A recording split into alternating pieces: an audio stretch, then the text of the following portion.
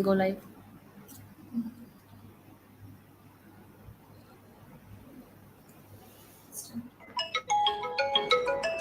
Greetings from Integral University. I welcome you all on the second day of the International Faculty Development Program organized by the Department of Languages, Integral University, under the umbrella of UNAI to accomplish the principles of United Nations academic impact with the commitment to educational opportunity for all people regardless of gender, race, religion or ethnicity. The main idea behind faculty development program across the world is upskill. The curriculum of various programs at many universities are updated to keep pace with the changing demands of academics. Scholars also join the courses with expectation of learning and the latest curriculum. While younger faculty members who have joined into the academics more recently may be better skilled. The experienced ones are the backbone of the teaching learning environment and academic administration at the university. Hence, it becomes important to provide them with opportunities to upgrade their skills to meet the current expectations. This international faculty development program is designed to enhance and improve the knowledge and understanding of current trends introduced and prevalent in the literary atmosphere. This program is advancing through our learning management system, Integral Learning Initiative, ILI. From time to time, you receive some assignments and quizzes through it, and that is mandatory to submit the assigned task for the successful accomplishment of the program in an innovative way. Talking about the literature and its current trends, it is observed during the last few decades, environment has posed a great threat to human society as well as Mother Earth. The extensive misuse of natural resources has left us on the brink of the ditch. The rainforests are cut down, the fossil fuel is fast decreasing, the cycle of season is in disorder, ecological disorder is frequent now around the globe, and our environment is at the margin. Under these circumstances, there arose a new theory of reading natural writings during the last decades of the previous century called eco-criticism. It is a worldwide emergent movement that came into existence as a reaction to man's attitude towards dominating nature. Our present lecture is focusing on the same issue entitled Eco-Critical Concerns, New Dimension in Literary Studies. For fulfilling the demand for insightful and stimulating objectives, we have our today's guest speaker, Dr. Dulal Halder, Associate Professor, Department of English, Kirori College, University of Delhi. I'm extremely overwhelmed to get this opportunity to welcome our honorable speaker of the day, Dr. Dulal Halder. Sir is working towards connecting young minds to strive towards success and achievements.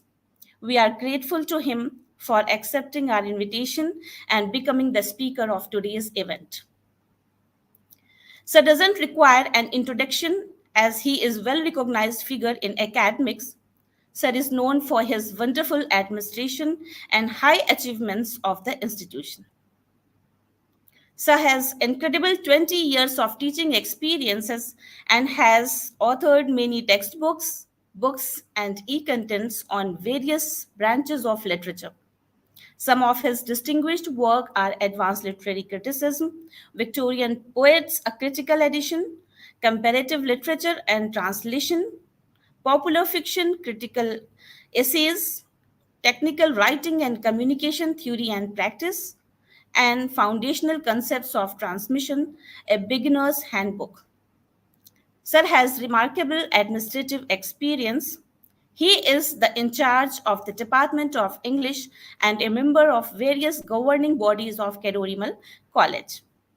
I would like to invite you, sir, to share your reflective session on eco-criticism. Sir, over to you, please. Thank you. Thank you, Dr. Nazneen. for such a introduction. And I would like to thank Professor Akhtar, Professor Syed Nadeem Akhtar, Professor Musharat for organizing this FDP, because we, as you all know, that FDPs are meant to enhance our skills, and we all from time to time need to enhance certain skills of ours. And in our busy academic schedule, it becomes often very difficult to engage ourselves in our readings, and therefore these FDPs are very helpful in terms of updating ourselves. Anyway, and I would also like to thank the conveners, the chairperson, Dr. Khan, and the co-conveners for organizing this. Let me come to the topic. And before that, let me share the screen so as to, just 1 second.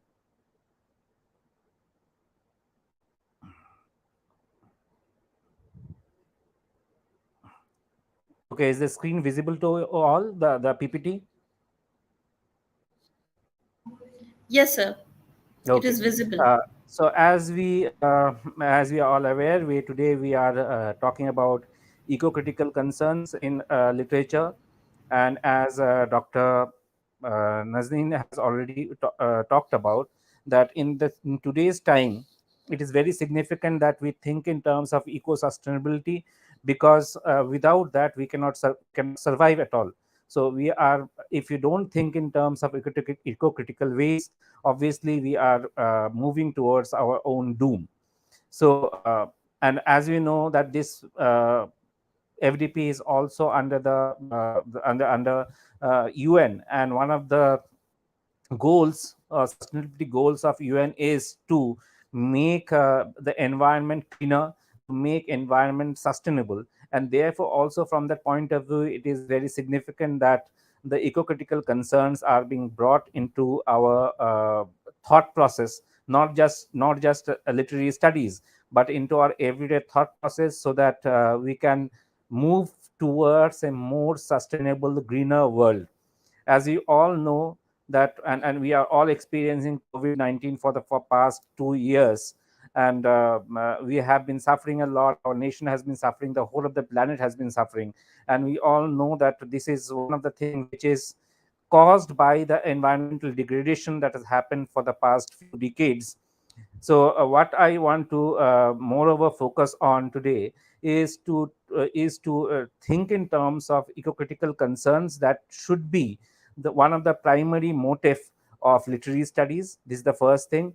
Second thing, what I would intend to do is to look at a bit of a history of eco-criticism and the primary concerns of eco-criticism. And third, I will be taking a few texts from Amitabh Ghosh, because he's one of the leading writers in India trying to write about eco-critical concerns. So I'll be talking about few narratives of Amitabh Ghosh and try to see how he is trying to talk about the eco-critical concerns, and what are the perspectives that we get from him, which makes us look forward to a better world. So these, with this particular structure, I would like to move forward with today's whatever little I know about eco-critical concerns. So coming to the eco-critical concern history, we all know that that literature and nature, both of them had been in correlation with each other for a long period of time.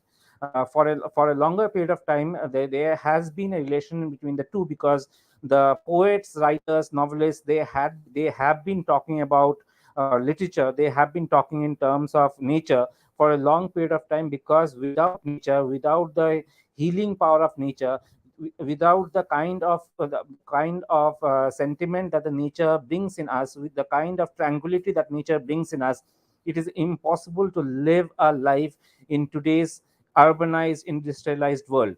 So when we come to poets like Wordsworth, or you come to the writings of Ruskin, we find out both of them talked up in terms of how the ill effects of industrialization, and they talked in terms of going back to the nature. Or even if you go to the poet like Kalidas in India, to find out at that point of time the ecological concerns are not very much there. But even in Kalidasa's writing, nature is given much of importance, and we find out that it was the dharma of the king, it was the Raj dharma to moreover look after the well-being of the forest and the forest dwellers. So at that point of time too, in the classical India, we find out that there was a particular kind of a concern towards nature, and it was considered a Raj dharma by the ancient Indian philosophy and theoretical premises. Even if you come to the American literature, we figure out that Whitman, the poet Whitman, or Thoreau, they talked about going back to the nature, because they thought that it is by being with nature, then we can live a much more enriched life.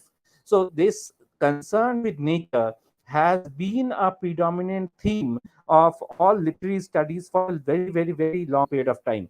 And even then, if you come to the 20th century India, we talked about, many people speak in terms of the eco-critical ways in which Mahatma Gandhi talked about. Now, when we talk about Mahatma Gandhi, we don't necessarily think in terms of eco-criticism, but the things that he spoken about, whether you talk about austerity, whether you talk about simplicity of living, whether you talk about non-violence not only to human beings but to even other creatures, that shows that Mahatma Gandhi also was talking and thinking in terms of a sustainable world.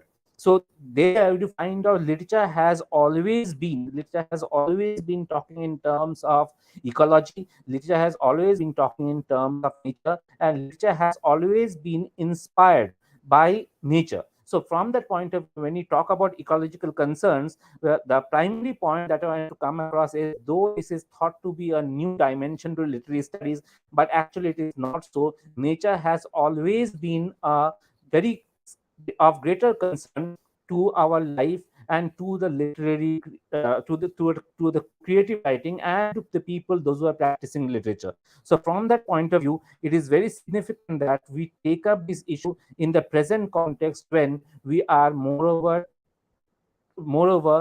progressing towards a world which, to use a term by Guha, called carboniferous capitalism, where you find out that the amount of carbon that we release in the environment is obviously trying to create certain problems for us. So this carboniferous capitalism, that Ramachandra Guha uses this term, this particular, we need to fight this kind of a carboniferous capitalism to look forward to a sustainable world.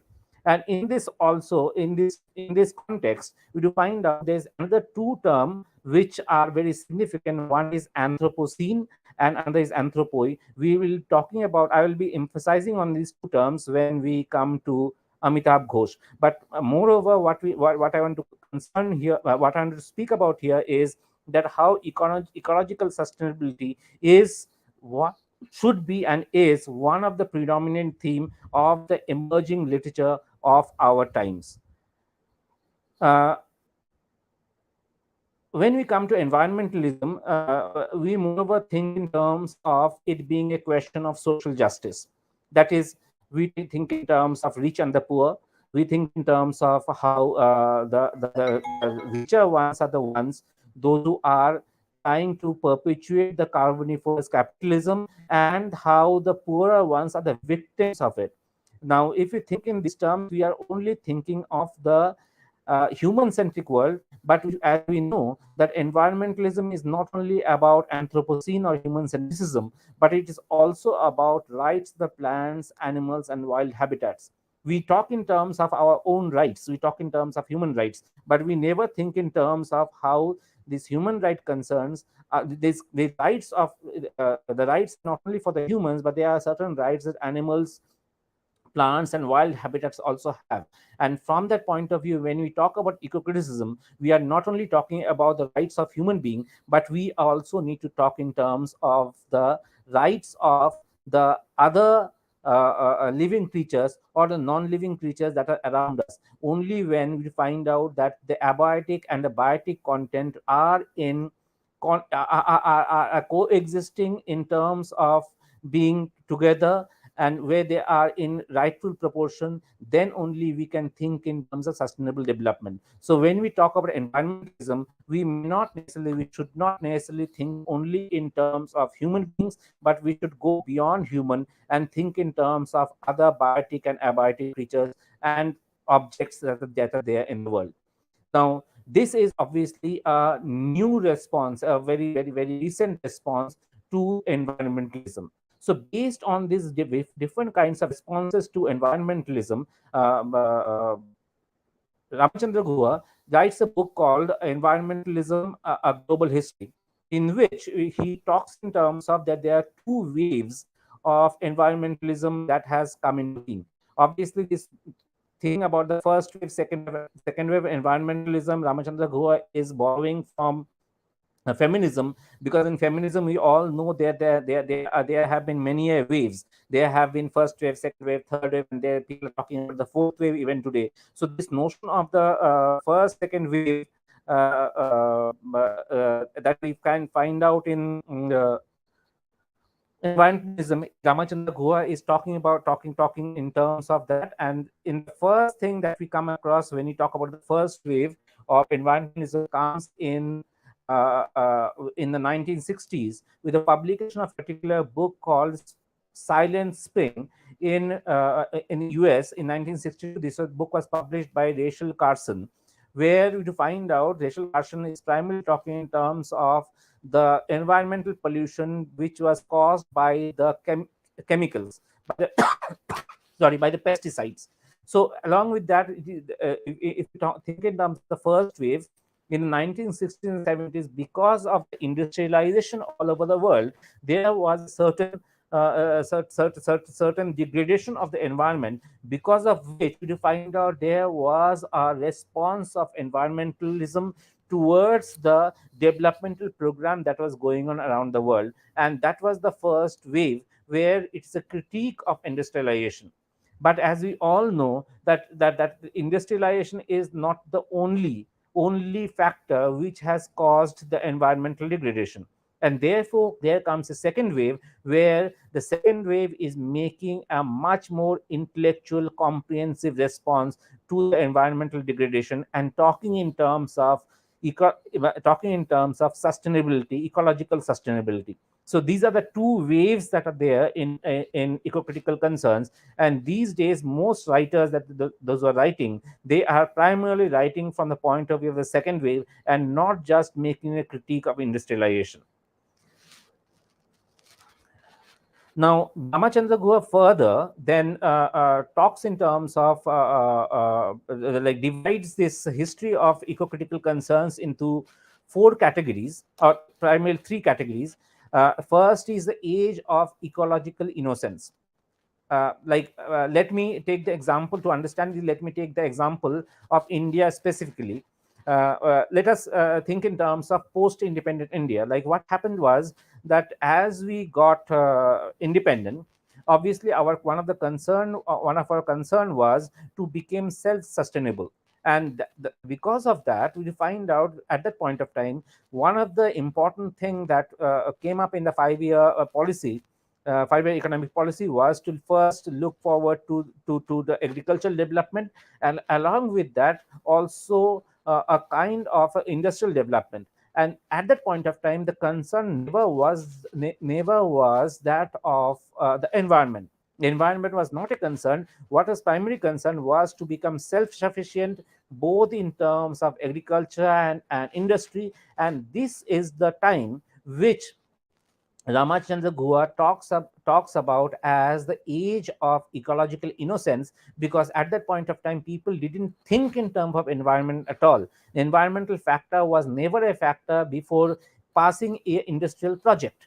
So before passing a kind of agricultural program. So before using of a pesticide, for example. So at that point of time, it was a common ideology of the mankind that economic expansion is the primary motive which should dominate the development programs of the humankind. So this was the first phase.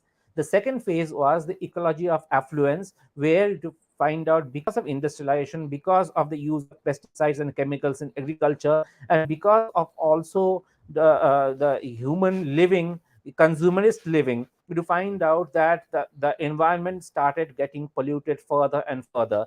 And this phase is being termed as the age of affluence. So which is that you, as you get affluent, as you get richer, you try to contaminate the environment more and more. And it is this particular phase which which had caused maximum amount of degradation in the environment.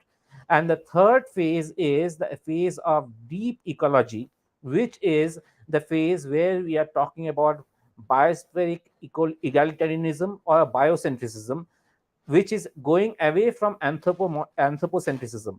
Anthropocentrism is a human centric way of looking at the world, a human centric way of living. So, deep ecology talks in terms of not just human centric way or anthropocentric ways of living, but about biocentrism, where, as I had talked about in the earlier slide, the plants, animals, and the wild habitat also have as equal right as the human beings. So that sense of deep ecology is one of the concern which came up with a Norwegian writer Arne Nice in 1972, and from then on there has been a conscious effort in different disciplines towards thinking in terms of ecological sustainability, where the movement is going getting away from anthropocentrism to biocentrism. And along with this, we find out there is also the fourth parameter of development, which Gandhi had always spoken about, which made a critique of westernization, which made a critique of industrialization, and which was thinking in terms of a sustainable development and cohabitation with nature. So I will be emphasizing this much more when I come to Amitabh Ghosh. There are certain parameters which are given here about a particular definition of eco-criticism.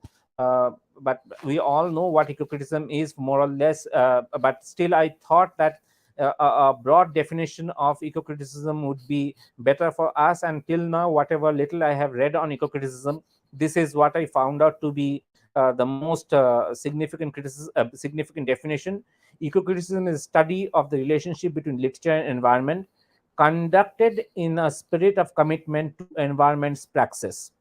So what we need to do is based on this definition, to find out that the eco-critical thought has been developed.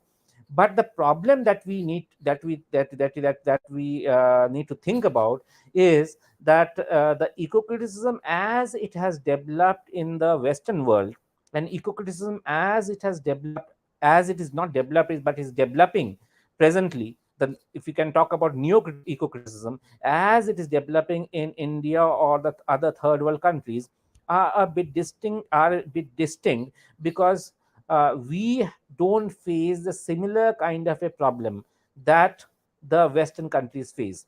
Obviously we are victim of carboniferous capitalism, but at the same time the kind of oversized population that we have is because of that our concern is much more deeper than, and because also because of our colonial background, our concerns are much more deeper than that of the Western world. So even today, even then today, or from 1960s onwards, eco-criticism has been a very dominant mode of thinking and writing in US. But in India, if you think in terms of we have not developed a very coherent theoretical piece of writing on eco-criticism as of yet, even though we need to think in terms of trying to create a post-colonial ecological parameter for ourselves, so that we can deal with the problems that we face, which are a bit distinct from the Western countries. So and I think that they like whenever we talk about post-colonialism, we just think in terms of post-colonial, but I think there is a need for a theorization in terms of ecological postcolonial, which may be giving, which should give us a much more better perspective, a much more coherent way to an understanding of our way of life, and to an understanding of the development strategies that we should take to deal with the sustainable development programs that are there. Obviously, UN has has a program towards sustainability, but within that UN program of sustainability, the third world and specifically India needs to think in terms of a distinct ecological post-colonial perspective, so as to assert its own concerns in the international scenario. So, to talk about this ecological post-colonial perspective, I chose to speak about three particular texts of Amitabh Ghosh, and the texts are, these are all very thin texts. Two thick texts are very thin. One is name of the book is Jungle Nama. The second is The Living Mountain, and the third is The Nutmeg's Curse. The Nutmeg's Curse doesn't deal with India, but the other two does deal with India. So we I will be talking about these three. They are not novels. These three narratives to speak about what I think is one of the primary concern of Amitabh Ghosh, which is ecological post-colonial, ecological post-colonialism or ecological post-colonial perspective. Okay, I don't know whether most of you are aware with this particular texts that I'm talking about.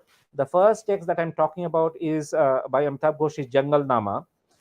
It is a story of I'll just give you the story in brief, because many of you probably are not accustomed to, or probably have not read this particular very thin novel, and this is a novel which is written in verse. So it is a novel where we find out a young boy called Dukhi.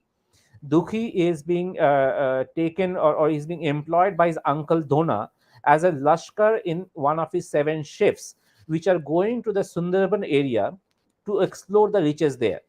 So Dhona is the uncle. So as Dhona reaches there, when he figures out that in the Sundarban area there is a despotic ruler whose name is Dokhin Rai. So and Dokhin Rai can use magic.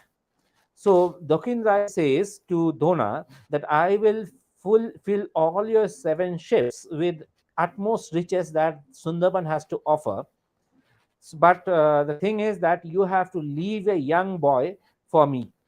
So Dona then decides to leave Dukhi to be a prey to Dokin Rai, and goes away and takes the riches from Sundarban and goes away. So Dukhi, as Dukhi encounters Dokin Rai, so he finds that he is at his mercy. So he starts praying to the goddess of the forest, whose name is Bon Bibi. So as he prays to Bon Bibi, Bon Bibi comes to him and then saves him from Dokin Roy, and then as and then the Bon Bibi dictates Dokin Roy to give half of his kingdom to Duke, and that's how Duke returns back to his native village. So apparently, to find out when you listen to this particular story, it seems to be a very childish folk tale kind of a thing, which is celebrating the glory of the Bon Bibi. Now, this actually is a story which is very popular in Sundarban. If anyone of you have gone to Sundarban areas, you will figure out there are many narratives of Bon Bibi which are popular across the Sundarban area. And Amitabh Ghosh, as he was writing this particular novel, The Hungry Tide, which deals with the Sundarban area, he comes across this particular narrative many a times and decides that he should write this narrative, this folk tale about Sundarban, about about the glory of Bon Bibi for us. But at the same time, why this story is very significant for us? Story is not just significant in terms of it being a folk tale where a Bon Bibi is coming as a savior and saving a young boy. But if you come to the afterword of the book, there Amitabh Ghosh uses a particular term. He says that this story is significant also in terms of understanding the essential values for this era of planetary crisis. I'm again repeating the essential values for this era of planetary crisis. So, what though even though this in this particular narrative there is no planetary crisis that is being talked about, but what this story symbolically tells us is that there are two this our society is divided into three kind of people. One is the people like Dokindra, those who have immense amount of riches. Second is the people like Dona, those who have enough, but they want more and more. They want to plunder the world to accumulate riches for themselves. And third is the people like Dukhe, those who are living a life of abject poverty. And you find out people like Dukhe always, even though they live in abject poverty, they don't in any way try to plunder this particular world. Whereas people like Dona and Dokin Roy, they, because of their greed for wealth, they don't think in terms of ecology, they don't think in terms of environment, they merely think in terms of the accumulating wealth for themselves selfishly. So this perspective of accumulation of resources and wealth for oneself is the primary reason of the planetary crisis that we are looking forward to, that you can think about. And Amitabh Ghosh in this particular narrative primarily speaks in terms of how this narrative may tell us, this childish probably narrative may tell us about how we should somewhere try to moderate our desires to make ourselves ecologically conscious. Now, this notion of moderation of desire is something which is obviously not something new in literature, because starting from classical Greek onwards till today, almost all literary text has been talking in terms of how we need to moderate our desire so as to be happy and so as to be cohabiting with nature in in a much more cohabitable terms. So this story about by Amitabh Ghosh Jungle Nama speaks of the similar kind of a perspective where to find out the emphasis is on moderation of desire, and it is by the moderation of desire that we can think in terms of trying to become a sustainable world. Why this is becoming significant much more and more today? Because today we live in a consumerist world where all the things are available in front of us all the time, and we are moreover falling into the trap of consumerism as against sorry, as against consumerism, there is a philosophy of minimalism which is also prevalent in certain specific sections of our society, but that is something which we still are not able to imbibe in ourselves. The same thing we find out Gandhi has talked about when he talked about simplicity of living, when he talked about austerity drive, when he talks in terms of living life for the not for one's own sake, for the sake of other. So there you find out what Gandhi has talked about, the same thing, or what other literature has been talked about, the same thing has also been spoken in this particular story by uh, Amitabh Ghosh, where he's talking about the planetary crisis through this notion about how greed is something which greed and the plunder to and the desire to plunder the natural riches to enrich ourselves is something which is one of the primary reason of the ecological disaster that we are facing today. So this text, I think, this is a very very short text, I think, is a very significant pointer to what Amitabh Ghosh thinks in terms of should be taken up as the means of living today's life.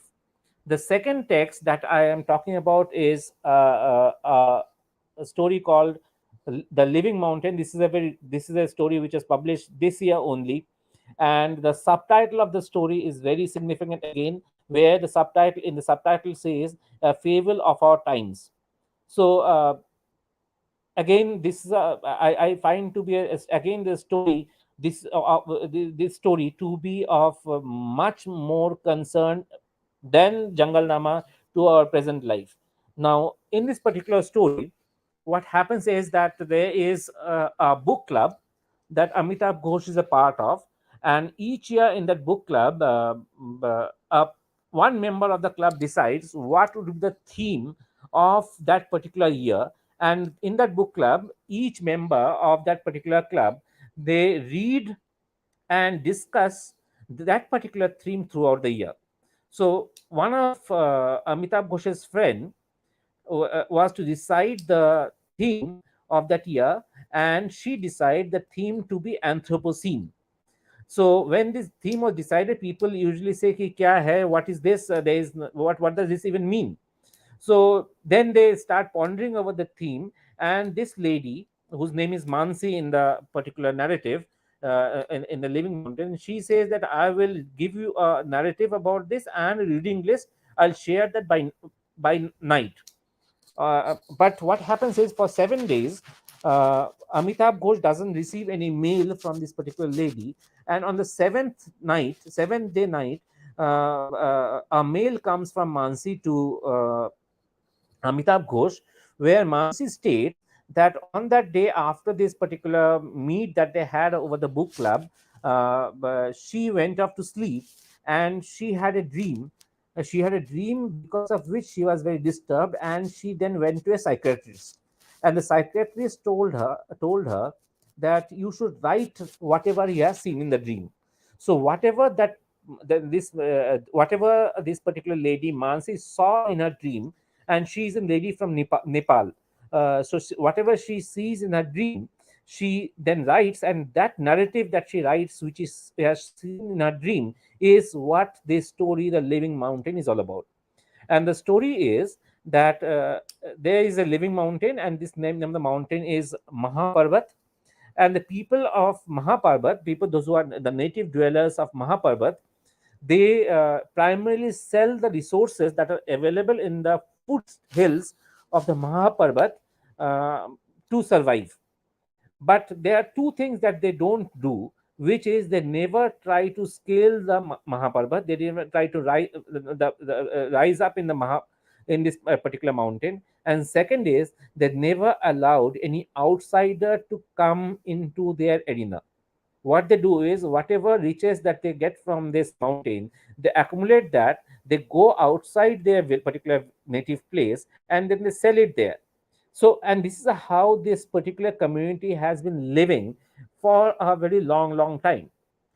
After a point, what happens is, there is a particular group of people, those who are very those who are very um, a group of people come there, and Mansi names this particular group of people as anthropoi. Anthropoi, as we all know, is a Greek term which means men. So a group of men come there, and they threaten that they would take over the whole of this place. So the local people, they figure out that they don't have enough uh, power in them, they don't have enough strength in them to actually stop these outsiders from coming in. So these people come in, take over this particular place. The anthropoi, they take over this particular place, and gradually they start speaking about that they need to scale this mountain, the living mountain, the Mahaparvat.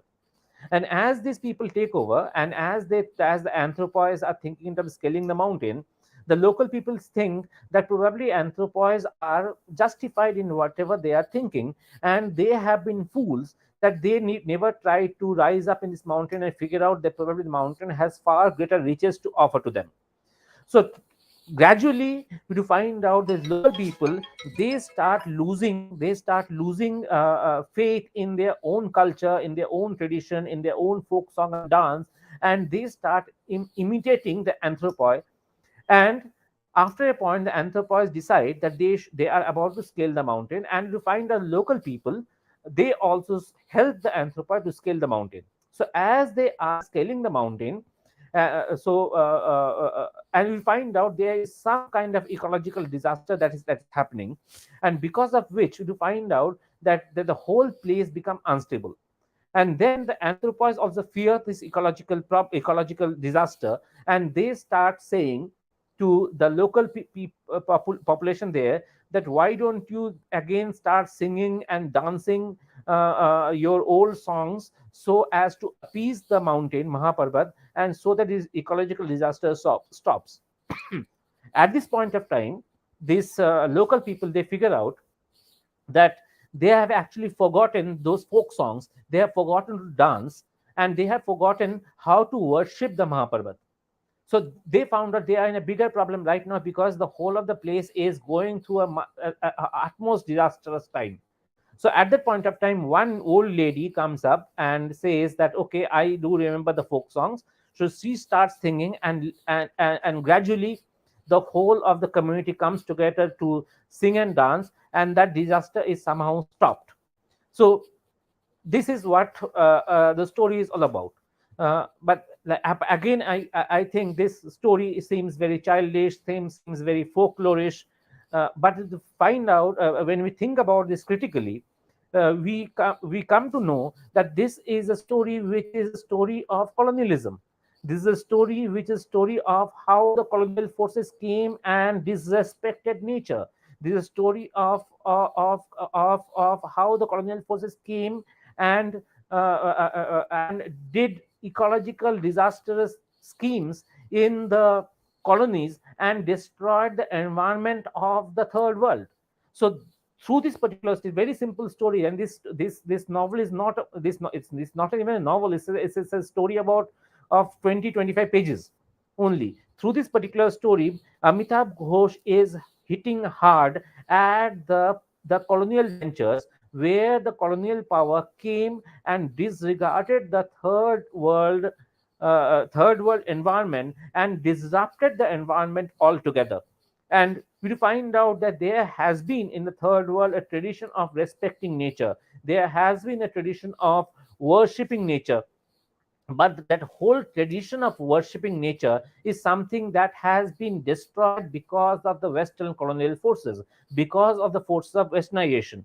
And because of this, we find out that Amitabh Ghosh thinks that this particular tale of the living mountain of the Mahaparvat is a fable of our time, because somewhere we need to get back to that particular system where we used to respect nature, we used to worship nature, we used to think that it is a nature which sustains us, and it is not the other way around, where we are the masters of nature. So the moment we try to master nature, the moment we try to master the environment, that is the time when the disaster starts happening, because we try to impose our own ways over the natural ways. So this is a problem that Amitabh Ghosh points out, which started with the colonial ventures, and therefore Amitabh Ghosh thinks, and I also believe, that we need to think in terms of the ecological post-colonial perspective when we think in terms of our history, and also in terms of how we need to think in terms of progressing ahead from where we are.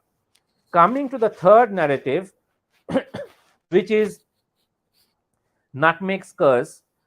This is a story about a particular island called Banda Island, where nutmeg was available abundantly. So the Dutch people went there. What they did was they killed almost whole of the population of the Banda Island, because nutmeg was something that was that was a thing of trade that was highly demanded all over Europe. So the Dutch people, they came, they killed the population of Banda Island, and then they took over the island. And how the nutmeg, which was which was the thing of this particular island, became the reason of the death and almost extinction of the whole of the population of the Banda Island. There to find out there is a particular term which I think is very significant when we try to look at this post-colonial eco-critical perspective, which is colonial environmental engineering, which is wherever the colonizer went, they try to think in terms of how that colonized space, the environment of the colonized, is of usefulness to the colonial West, to the industrial West. So when they went to Banda Island, they figured out that the nutmeg is the thing that this place has to offer to us.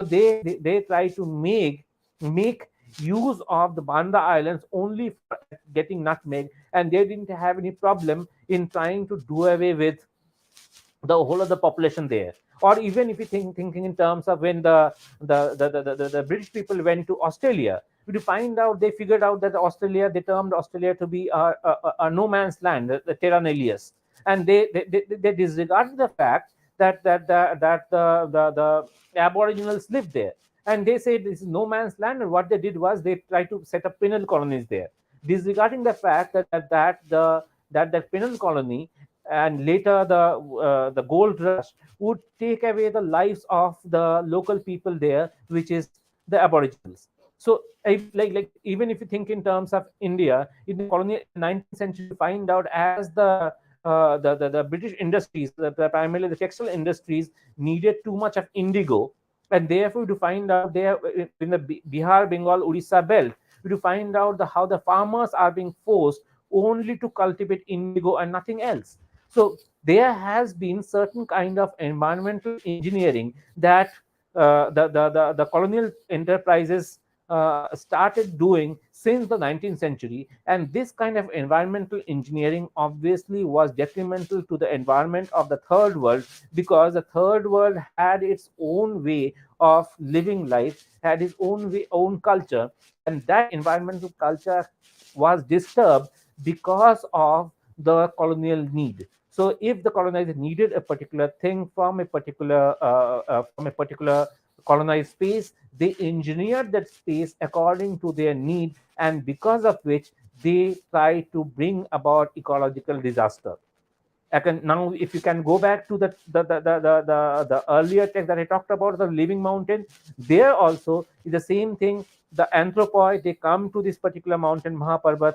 They figure out that this Parbat has to offer immense riches, and therefore they try to engineer that particular Mahaparbat by scaling the Mahaparbat. And because of which, to find out what happens is that the ecological disaster comes up. Now, if you think from the point of view of science, what is there is that in that Mahaparbat on the upper side, there was the landscape was such that if you try to scale up the mountain, there are bound to be landslides. If you think from a scientific point of view, that if this Mahaparbat cannot sustain human presence, because there will be landslides if you try to rise up in the mountain, if you try to scale the mountain. So the native people of that particular place, without any notion of science, without any scientific temperament, without any logical reason, they try to make it a tradition that they will never try to scale this particular mountain. Now, obviously, the anthropoi, the colonizer, the outsiders, when they came, they tried to scale this mountain, and obviously landslides came, and because of which there was ecological disaster in this particular place. Now, the point is that sometimes we think that science is the only way of looking at the world, but if you find out it is not that the science is the only way, because science is only one of the ways of trying to understand the world. There are many other ways of understanding and viewing this world which are as equally valid as that of science. So this notion of the engineering, which is obviously a scientific thing, that you have employed to make the environment give us more resources, is something which has been the cause of much more environmental disasters. So Amitabh Ghosh, in through this particular text, like the Living Mountain or Nutmeg's Curse, is making a critique of this colonial environmental engineering, and therefore is trying to point out that in today's time, when we are trying to think in terms of development, when we are trying to think in terms of making a sustainable world, we, the third world nations, and moreover India, need to bring about a post colonial eco critical perspective to our understanding of the developmental regimes or the developmental programs that we are trying to think of. Now, the point is, why is it that we have been talking about post colonialism, we have been talking about a colonial background, but we have never thought in terms of post-colonial eco-criticism. The reason being that what has happened is that, which I probably emphasized earlier, even but even I'm talking about right now, I'll try to emphasize again. Because of us, as we got independence, our first emphasis was to gain economic independence, and therefore we did industrialization, we did certain agricultural reforms, we did have green revolution, white revolution.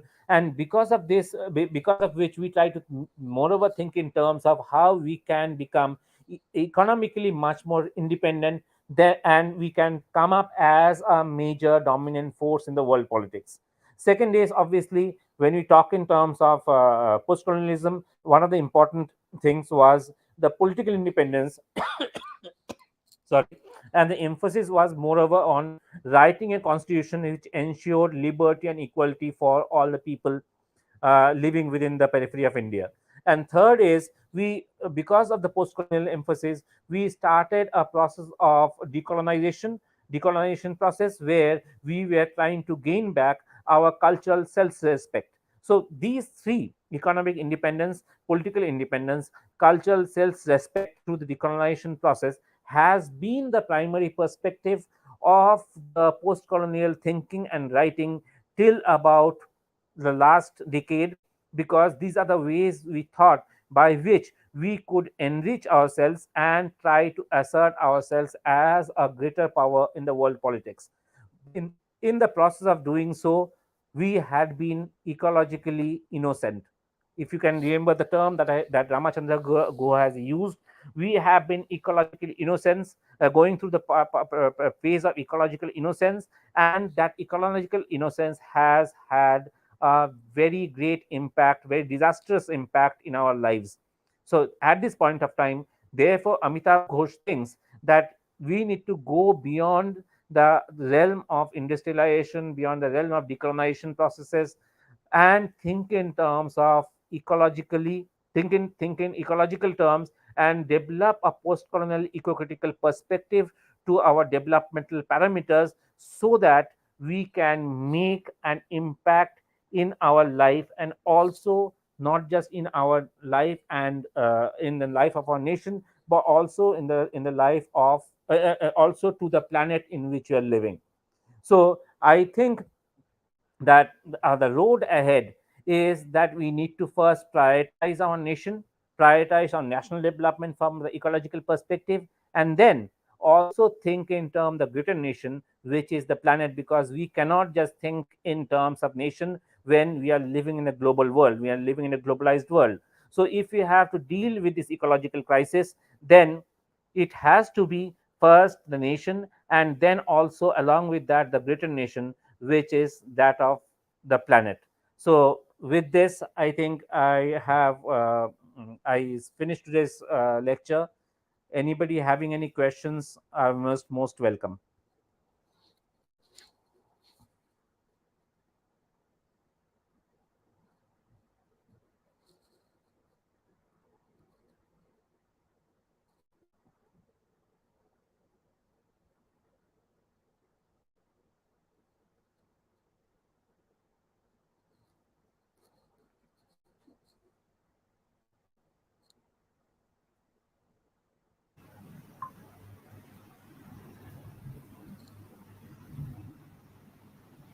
Dear participants, if you have any question regarding the session, you can type these questions into comment section.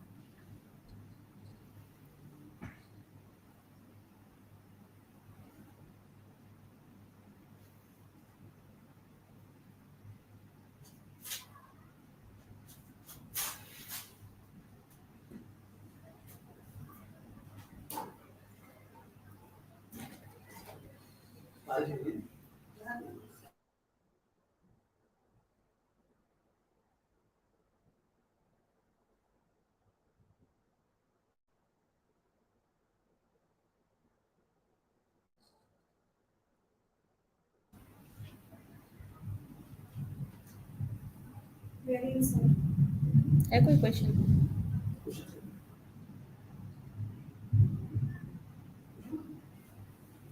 I think there's no question at all. Thank you, Professor Holder. You accepted our invitation and spared time for us from your busy schedule. It was thought provoking and insightful lecture. Now, I would like to invite Ms. Vanya Srivastav, co convenor of IFDP, to give a vote of thanks to our esteemed guest and the participant. Yeah, there's one question reflecting there.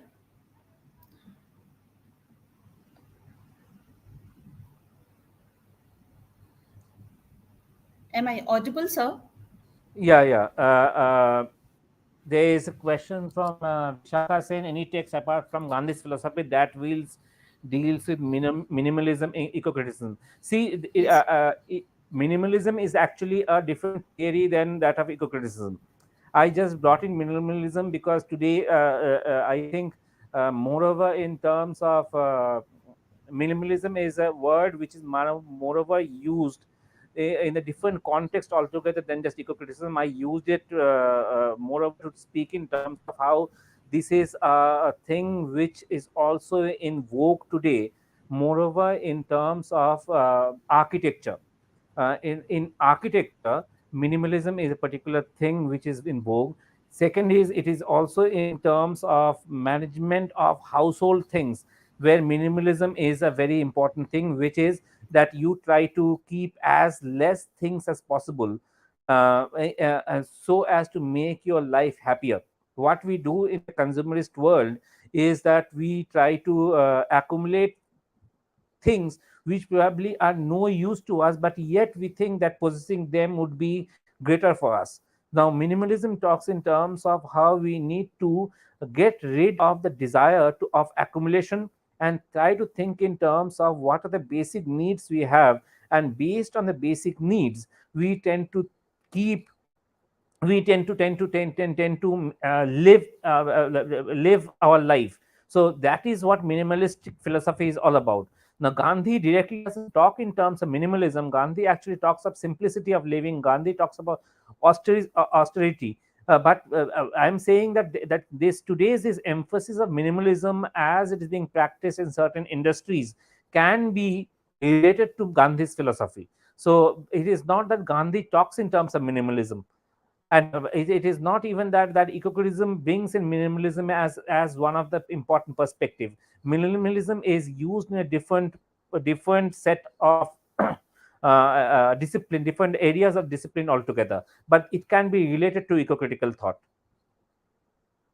If your question is answered, Mrs. Sen, Miss Sen. Pardon, sir. Sir, your camera is off. Please be in light. Thank you, sir. Thank you for your satisfying answer. I think our participants would be satisfied with your answers. Now, I would like to invite Ms. Vanya Srivastav to move ahead for this faculty development program. Thank you, Dr. Arena, for inviting me. Good afternoon, all. Thank you is such a prayer that cannot be seen or touched. It must be felt by heart. I feel honored and privileged to get the opportunity to propose a vote of thanks for such a profound session.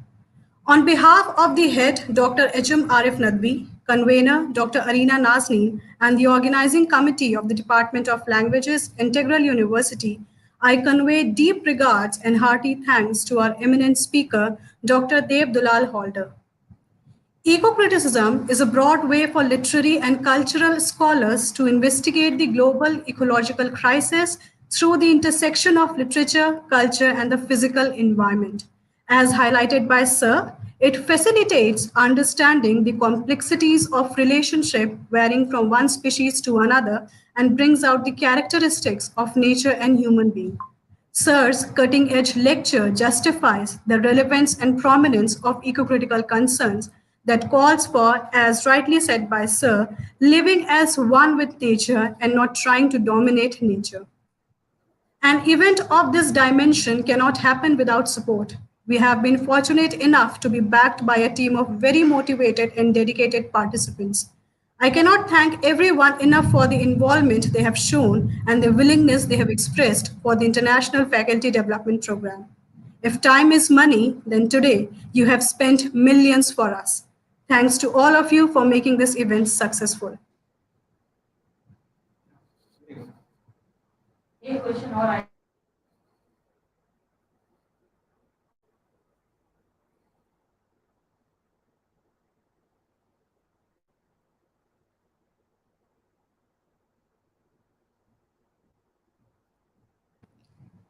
We have one more question for Sir, and the question is from Iram Fatima. Sir, if you can please answer Yeah, that. yeah. Am I audible? Yes, Iram Fatima. Is there a theory on post-colonial eco-criticism? No, there is not. There is need for development of a theory like this, and we as scholars and teachers of literature need to develop a theory, because this theory would not come from the West. The West will try to impose their eco-critical concerns on us. We need to develop a theory. Amitabh Ghosh is already writing on this, creative writing, trying to make us conscious of the eco-critical ways in which we need to think ourselves, and we need to develop a theory. So it is a task for all of us to do so, and it is by involving ourselves into with this particular task of evolving a theory of post-colonial eco-criticism that we can think in terms of how we should move ahead in life, or move ahead with the development of the world, development of this sustainable development of this planet. So I think that all of us can be together in developing this theory. I have been writing on this for a certain period of time. uh, so there is a book that I have written last year on eco sustainability, and I am been working on this particular aspect of postcolonial eco-criticism as a theory myself. But still, I'm able to. I'm trying to develop a coherent philosophy behind this theory to come up with it as a coherent theory. So I'm trying it, but there must be many others. Those who would be interested in this, those who would be working on this, and probably together we can come up with a coherent discourse on postcolonial eco-criticism.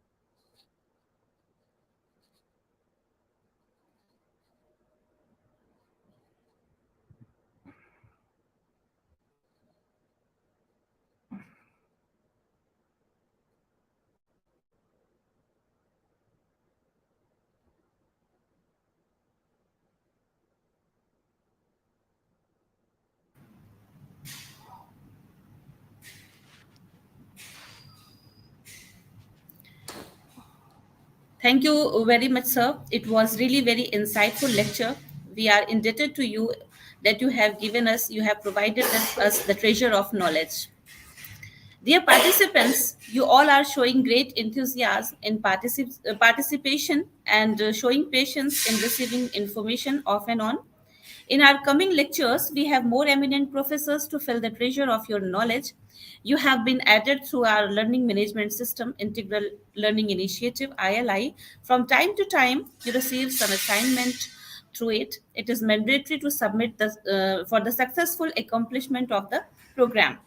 If you have any query, do WhatsApp in the group. Dear participants, you have been a continuous source of inspiration for us. Keep inspiring us, keep connecting us for tomorrow's session. You would be informed through WhatsApp. Keep watching us. Have a nice day. Thank you everyone. Thank you, sir.